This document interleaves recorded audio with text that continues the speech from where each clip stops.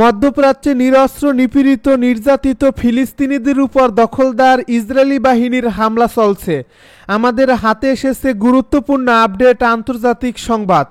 শুরুতেই থাকছে ভারতের রাফাল যুদ্ধবিমান রুখে দিয়েছে পাকিস্তান, দাবি খাজা আসিফের। এবারে জানিয়ে দিব ভারত পাকিস্তান উত্তেজনা নিয়ে জাতিসংঘ নিরাপত্তা পরিষদের বৈঠক আজ। আরও জানাবো বিমানবন্দরে হামলা, আমরা এটি সহ্য করব না, কঠোর প্রতিশোধ নেওয়ার হুঁশিয়ারি নেতানিয়াহুর। জানিয়ে দিব বাংলাদেশ পাকিস্তান সীমান্ত ঘিরে ভারতের নতুন পরিকল্পনা। সব শেষে জানিয়ে দিব ভারত পাকিস্তানে ভ্রমণে ব্রিটিশ নাগরিকদের জন্য সতর্কতা জারি। এতক্ষণ শুনছিলেন গুরুত্বপূর্ণ আপডেট আন্তর্জাতিক সংবাদের শিরোনাম, এবারে বিস্তারিত। তবে তার আগে অনুরোধ রইল ভিডিওটিতে একটি লাইক দিন এবং কমেন্ট করে জানিয়ে দিন ভিডিও সম্পর্কে আপনার মূল্যবান মতামত। আরও জানিয়ে দিন ভিডিওটি কোথা থেকে দেখছেন বা কোন জেলা থেকে দেখছেন। ভারতের রাফাল যুদ্ধবিমান রুখে দিয়েছে পাকিস্তান, দাবি খাজা আসিফের। সাম্প্রতিক সীমান্ত উত্তেজনার সময় ভারতীয় রাফাল যুদ্ধবিমান পাকিস্তানের ইলেকট্রনিক জ্যামিং প্রযুক্তির মুখে পড়ে পিছু হটতে বাধ্য হয়েছিল বলে দাবি করছে পাকিস্তানের প্রতিরক্ষা মন্ত্রী খাজা আসিফ। রোববার এয়ার ওয়াই নিউজের আলোচিত টকশোতে অংশ নিয়ে তিনি একথা বলেন। ভারত অধিকৃত কাশ্মীরের আকাশ সীমায় রাফাল যুদ্ধবিমান প্রবেশ করলে আমাদের প্রতিরক্ষা বাহিনী দ্রুত প্রতিক্রিয়া জানায়। আমরা ওই বিমানের রাডার ও যোগাযোগ ব্যবস্থা জ্যাম করে দেই, যার ফলে ভারতীয় বিমানগুলোকে ফিরে যেতে হয়। এই বক্তব্যের মাধ্যমে পাকিস্তান সরকার প্রথমবারের মতো স্বীকার করল তারা রাফাল যুদ্ধবিমান প্রতিহত করতে সক্রিয়ভাবে ইলেকট্রনিক যুদ্ধকৌশল ব্যবহার করছে। উল্লেখ্য, রাফাল হল ভারতীয় বিমান বাহিনীর সর্বাধুনিক যুদ্ধবিমান, যা ফ্রান্স থেকে আমদানি করা হয়েছে। পাকিস্তানি নিরাপত্তা সূত্রের দাবি এ ঘটনা ঘটছে 29 এপ্রিল থেকে 30 এপ্রিল রাতে। যদি পাকিস্তান বিমান বাহিনীর বিমান প্রতিরক্ষা ব্যবস্থা ওই রাতে রাফাল বিমানগুলোর যোগাযোগ এবং রাডার সিস্টেম জ্যাম না করত, তবে ভারতীয় বিমানগুলো পাকিস্তানের ভূখণ্ডে আক্রমণ করতে সক্ষম হতে পারত। ভারত পাকিস্তান উত্তেজনা নিয়ে জাতিসংঘ নিরাপত্তা পরিষদের বৈঠক আজ। কাশ্মীরের পেহেলগামে সাম্প্রতিক সন্ত্রাসী হামলার পর ভারত ও পাকিস্তানের মধ্যে চরম উত্তেজনা বিরাজ করছে। এ পরিস্থিতি সামরিক সংঘাতের রূপ নিতে পারে এমন আশঙ্কার মধ্যেই জাতিসংঘের নিরাপত্তা পরিষদ রুদ্ধদ্বার বৈঠকে বসছে। সোমবার বৈঠক অনুষ্ঠিত হবে। পেহেলগামের হামলা পরবর্তী পরিস্থিতি ও ভারতের সিন্ধু পানি চুক্তি স্থগিতের সিদ্ধান্ত আলোচ্য বিষয় থাকবে বলে জানা গেছে। ভারতীয় সংবাদ মাধ্যম এনডিটিভি এক প্রতিবেদন এই তথ্য জানিয়েছে। এ প্রতিবেদনে বলা হয়, পাকিস্তানের অনুরোধ জাতিসংঘ নিরাপত্তা পরিষদ বৈঠকটি আহ্বান করছে।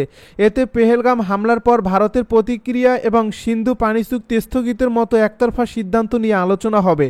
পাকিস্তানের পররাষ্ট্র মন্ত্রণালয় জানিয়েছে, বৈঠকে তারা আঞ্চলিক পরিস্থিতি এবং ভারতের সাম্প্রতিক পদক্ষেপগুলো তুলে ধরবে। ইসলামাবাদ বলছে, এই কূটনৈতিক প্রচেষ্টা আন্তর্জাতিক সম্প্রদায়ের কাছে সঠিক চিত্র উপস্থাপনের একটি অংশ। উল্লেখ্য, গত 22 এপ্রিল পেহেলগামে হামলার পর ভারত পাকিস্তানকে দায়ী করে সীমান্তবর্তী আতারি ওয়াগা পথ বন্ধ করে দেয় এবং ঐতিহাসিক সিন্ধু পানি চুক্তি স্থগিত করে। এর জবাবে পাকিস্তান ভারতের সঙ্গে বাণিজ্য বন্ধের পাশাপাশি নিজেদের আকাশসীমা ভারতীয় বিমানের জন্য নিষিদ্ধ ঘোষণা করে। পরিস্থিতি আরও উত্তপ্ত হয়ে ওঠে যখন গত শনিবার পাকিস্তান আবদালি ব্যালিস্টিক ক্ষেপণাস্ত্রের সফল উৎক্ষেপণ করে। দেশটি জানায় এটি সিন্ধু মহড়ার অংশ। ভারতের কর্মকর্তারা একে সরাসরি উস্কানি বলে মন্তব্য করেছেন। 450 কিলোমিটার পাল্লার এই ক্ষেপণাস্ত্র নিয়ে আন্তর্জাতিক উদ্বেগও বাড়ছে। এ প্রেক্ষাপটে রাশিয়া, যুক্তরাষ্ট্র এবং জাতিসংঘ সহ আন্তর্জাতিক মহল উভয় দেশকে সংযম প্রদর্শনের আহ্বান জানিয়েছে। রাশিয়া জানিয়েছে, উভয় দেশের সম্মতি পেলে তারা মধ্যস্থতার জন্য প্রস্তুত রয়েছে। বিশ্লেষকেরা বলছেন, কূটনৈতিক সম্পর্কের অবনতি, সীমান্ত সংঘর্ষ এবং পারস্পরিক নিষেধাজ্ঞা দক্ষিণ এশিয়ায় স্থিতিশীলতাকে হুমকির মুখে ফেলেছে, যার ফলে জাতিসংঘ নিরাপত্তা পরিষদের আজকের বৈঠকে কী ধরনের পদক্ষেপ নেওয়া হয় সেদিকে তাকিয়ে রয়েছে বিশ্ব সম্প্রদায়।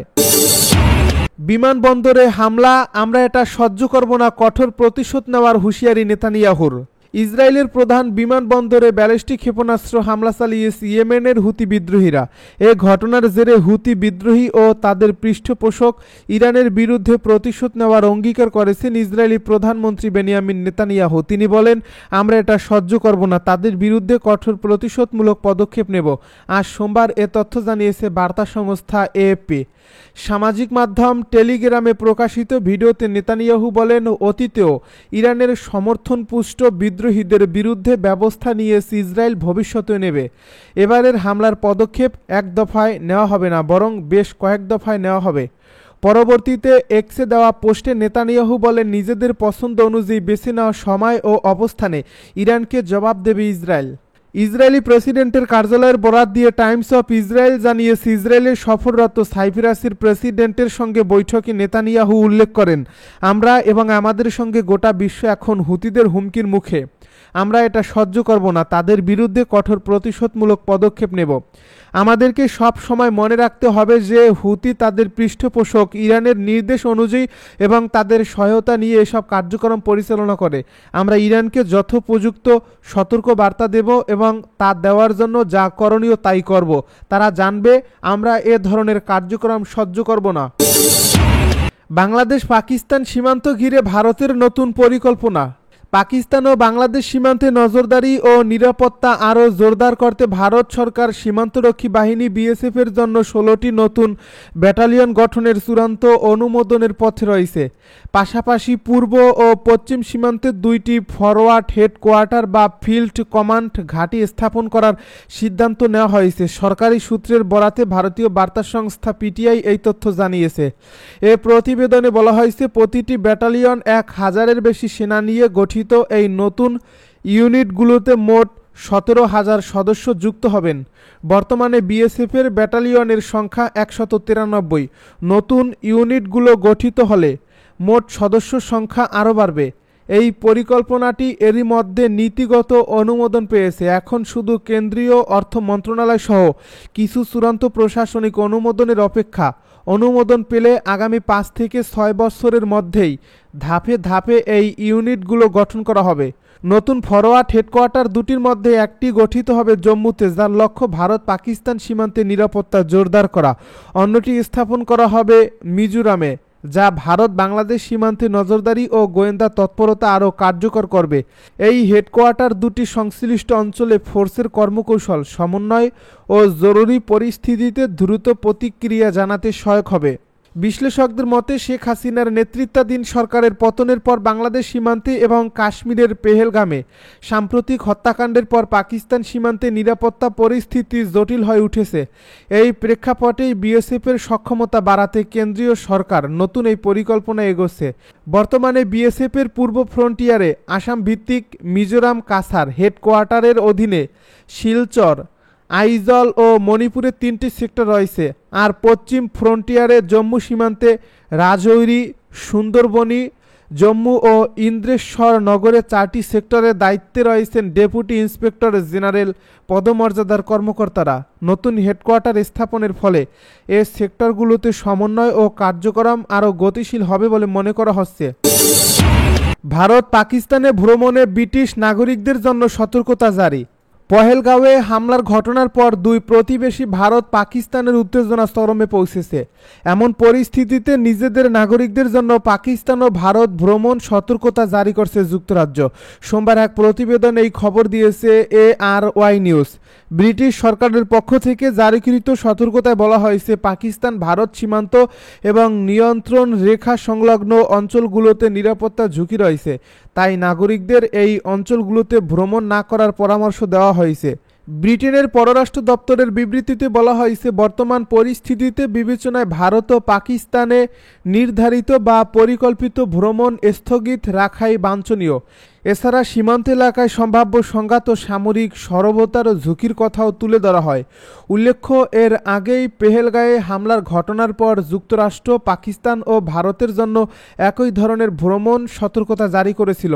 ব্রিটিশ পররাষ্ট্র দপ্তর আরও সতর্ক বার্তায় বলা হয়, ভারত পাকিস্তান সীমান্তের কোনো অংশে, বিশেষ করে নিয়ন্ত্রণ রেখা বরাবর কোনো কারণেই ভ্রমণ করা উচিত নয়। বর্তমানে ভারত ও পাকিস্তান নিজেদের সীমান্তে শক্তিশালী সামরিক উপস্থিতি বজায় রেখেছে। ভারতে প্রবেশের জন্য অবশ্যই বৈধ ভারতীয় ভিসা থাকতে হবে এবং সীমান্তে কোনো ভিসা সুবিধা নেই।